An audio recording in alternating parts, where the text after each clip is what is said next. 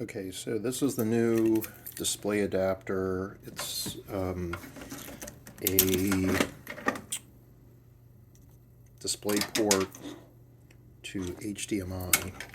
And for starters, I know that this port is good because if I disconnect this display, which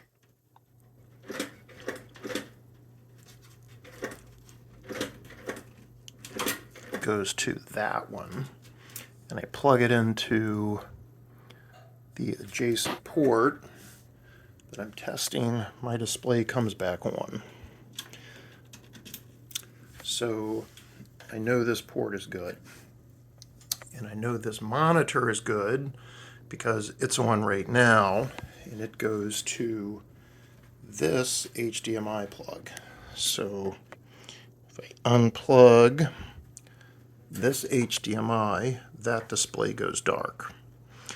Now, if I plug my new adapter into this port, which we just tested is good, and that display, which is now dark, and I plug the adapter into it, Windows seems to recognize it, but I get nothing.